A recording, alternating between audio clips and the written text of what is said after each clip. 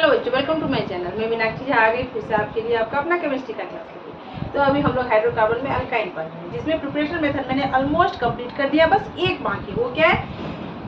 Electrolysis of Kolbe electrolysis. Kolbe electrolysis के द्वारा alkyne कैसे बनता है, उसके आधार हम लोग क्या पढ़ने वाले हैं, इसका फिजिकल प्रॉपर्टी अल्काइन का। ठीक है, तो चलिए स्टार्ट करें। Kolbe electrolysis. Kolbe electrolysis almost हम लोग सब में पढ़ चुके हैं, अल्केन में भी, अल्कीन में भी, अब अल्काइन में भी पढ़े हैं। इसमें क्या किया जाता है, लिया जाता है एसिटिक एसिड, कार्बोक्सिलिक एसिड का क्या सॉल्ट लिया जाता है, जो कि मैंने बता दिया था जो सॉल्ट कैसे बनाया जाता है। ठीक है, तो इसमें यूज किसका किया जाता है? कार्बोक्सिलिक एसिड का सॉल्ट यूज करते हैं। तो चलिए स्टार्ट कर। By always electrolysis। ठीक, पहले मैंने बताया कि इसमें क्या आता है, कार्बोक्सिलिक एसिड का सॉल्ट लिया जाता है, HCC डबल बॉन्ड O, और यहाँ या तो Na ले या K ले, पोटासियम ले या सोडियम ले। मान लीजिए मैंने यहाँ K ले लिया, इस पे माइनस, इस पे प्लस, यही होता है। ठीक है, कितना लेना है? 2 यूनिट लेना है, तब ना बनेगा। फिर यहाँ पे C,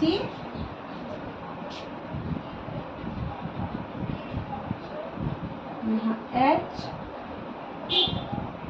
C double bond O, यहाँ O, यहाँ K। इलेक्ट्रोलाइसिस है तो वाटर तो मस्ट है, प्लस यहाँ 2 यूनिट ले तो वाटर भी लेंगे 2 यूनिट, 2H2O। ठीक है, करना क्या, ऊपर में क्या दिखाएगा? इलेक्ट्रोलाइसिस।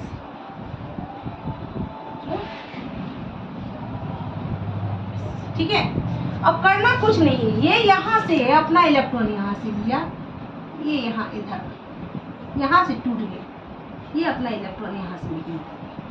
अब जैसे लेगा इलेक्ट्रॉन तो कैसे होगा, ये यहाँ पे क्या है ना, ये आधा आधी यहाँ से टूट गया। अब बन गया क्या? CH triple bond CH। ठीक, अब प्लस CO2 प्लस H2 अब प्लस KOH। कितना KOH? 2 KOH प्लस CO2 यहाँ से, क्योंकि एंट्रोपी सपोर्ट करेगा, CO2 प्लस ये H2 प्लस अभी 2 H और है एंड O है 2 ठो, तो 2 KOH यहाँ K है। आगे बात समझ में? तो ये है by electrolysis of Kolbe electrolysis. Kolbe electrolysis के द्वारा यहाँ पे क्या मिला? अल्काइन का फॉर्मेशन हुआ। यहाँ पे इसकी जगह पे हम सोडियम भी ले सकते हैं। ठीक है, और ये पोटासियम भी। ठीक, अब आते हैं हम लोग किस पे, अब आते हैं फिजिकल प्रॉपर्टीज ऑफ अल्काइन। तो चले, फिजिकल प्रॉपर्टीज ऑफ अल्काइन। तो फिजिकल प्रॉपर्टीज में सबसे पहला आता है स्टेट। इसका स्टेट कैसा रहता है, तो अल्कीन में भी हम लोगों ने पढ़ा था, जो क्या आता है, 3 जैसे क्या है, इथीन, प्रोपीन एंड ब्यूटीन। ये जो है, ये कोई कैसे स्टेट में रहती है? गैसियस स्टेट में रहते हैं। कौन कौन? Ethene, propene and butene. 2, 3 and 4, carbon की संख्या कितनी? 2, 3 और 4 रहेगी, तो ये कौन से स्टेट में रहते हैं? Gaseous state. 4 से लेके 8 तक जो स्टेट हुआ, कार्बन जो रहता है, वो अल्काइन जो होता है, वो कौन से स्टेट में रहते हैं? वो उनका स्टेट हो जाता है लिक्विड। एंड हायर देन 8 से ज़्यादा, जितना ज़्यादा होता है, जैसे जैसे होता गया, ये क्या हो गया, इसका स्टेट क्या होता गया, ये कौन से फॉर्म में मिलेंगे? सॉलिड फॉर्म में मिलेंगे। क्या मैंने बताया? पहला देखिए, इथाइन, प्रोपाइन एंड ब्यूटाइन, ये जो होते हैं, ये कौन से फॉर्म में होते हैं? गैसियस फॉर्म में। C4 to C8, ये कौन से फॉर्म होते हैं? लिक्विड फॉर्म में। And all higher alkynes are solid. State तो पता चल गया। अब आते हैं किस पे, हम लोग स्मेल पे आते हैं। इथाइन जो होता है, इथाइन का जैसे अल्कीन पढ़े थे हम लोग, अल्कीन में क्या होता है कि एक सिर्फ अल्कीन में एक स्वीट सा स्मेल होता है। ठीक है, वैसे इथाइन का smell just like garlic, garlic का जो स्मेल होता है जस्ट लाइक वैसा ही इथाइन का स्मेल होता है। और उसके बाद जितने अल्काइंस होते हैं वो क्या होते हैं, ऑर्डरलेस होते हैं, उसमें कोई भी स्मेल नहीं होता। ओनली किसमें, ओनली इथाइन का स्मेल जो होता है वो कैसा होता है, गार्लिक स्मेल, गार्लिक के जैसा होता है। और जितने भी अल्काइंस होते हैं वे सारे क्या होते हैं, ऑर्डरलेस होते हैं। आगे अब आते हैं सॉल्युबिलिटी पे। क्योंकि ये अल्काइन जो है, क्या है अल्काइन, ये अल्काइन जो होते हैं वो बहुत ही लाइट, वाटर से भी लाइट होते हैं एंड पानी से भी ज़्यादा लाइट होने के कारण ये क्या होते हैं, वीकली पोलर होते हैं, बहुत कमज़ोर होते हैं पोलरिटी में। ठीक है, तो ये क्या होते हैं, चूँकि वाटर से भी ज़्यादा लाइट होते हैं तो वाटर में सोल्यूबल नहीं होते हैं। तो ये सोल्यूबल किस में होंगे, तो ये सोल्यूबल होते हैं ऑर्गेनिक सॉल्वेंट में।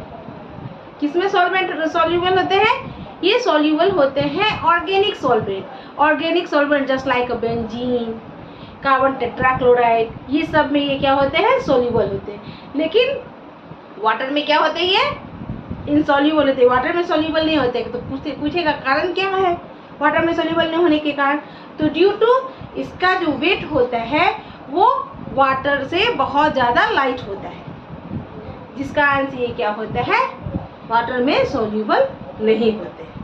आगे बात समझ में। और ये वीकली पोलर होते हैं। तो इस पे ये क्या हो गया, ये आ गया फिजिकल प्रॉपर्टीज, क्या क्या था, स्टेट, स्मेल एंड सोल्युबिलिटी। अब आते हैं हम लोग क्या, कौन सा फिजिकल प्रॉपर्टीज पे, melting point and boiling point. तो चलिए अब आते हैं melting point and boiling point. इसका जो मेल्टिंग पॉइंट और बॉइलिंग पॉइंट है, दोनों जो है अल्काइन का melting point and boiling point दोनों जो है अल्केन एंड अल्कीन से हाई होता है।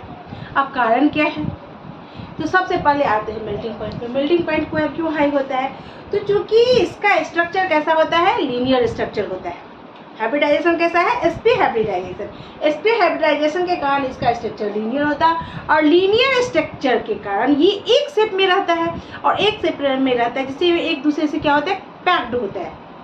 तो जिस कारण से इसका क्या होगा, मेल्टिंग पॉइंट हाई होगा। अब बॉइलिंग पॉइंट भी हाई होता है, क्यों, तो चूंकि boiling point depend on S character, percentage of S character. अब इसमें एस कैरेक्टर का परसेंटेज कितना होता है, 50%। क्या है, sp हाइब्रिडाइजेशन है ना, तो इसका एस कैरेक्टर का परसेंटेज कितना होता है, 50% एस कैरेक्टर होता है। तो चूंकि इसका एस कैरेक्टर हाई है इसीलिए इसका बॉइलिंग पॉइंट भी हाई होता है। किसके कंपैरिजन में, अल्केन एंड अल्कीन के कंपैरिजन में। Due to linear structure, molecules are closely packed in space. क्या होता है, closely packed होता है, जिसके कारण इसका melting point, अब जब closely packed होगा तो उसको तोड़ने में तो क्या होगा, ज़्यादा एनर्जी की जरूरत होती है ना, इसलिए इसका melting point हाई है। और S कैरेक्टर क्या है, ज़्यादा है, इसके कारण बॉइलिंग पॉइंट क्या होगा, इसका हाई होगा। तो आई होप आप लोगों ने अच्छे से समझ लिया होगा मैंने जो पढ़ाया आप लोगों को। और आज फिजिकल ये इसका कैरेक्टर जो है, फिजिकल प्रॉपर्टीज कंप्लीट हो गया। अब नेक्स्ट क्लास में हम लोग शायद 1 या 2 क्लास होगा, केमिकल प्रॉपर्टीज पढ़ेंगे और उसके बाद ये हाइड्रोकार्बन कंप्लीट। उसके बाद फिर देखते हैं नया चैप्टर स्टार्ट करेंगे। तो ऐसे ही मेरे चैनल के साथ बने रहिए। जिन्होंने अभी तक सब्सक्राइब नहीं किया जल्द से जल्द सब्सक्राइब कीजिए, शेयर कीजिए। तब तक के लिए टेक केयर, बाय बाय।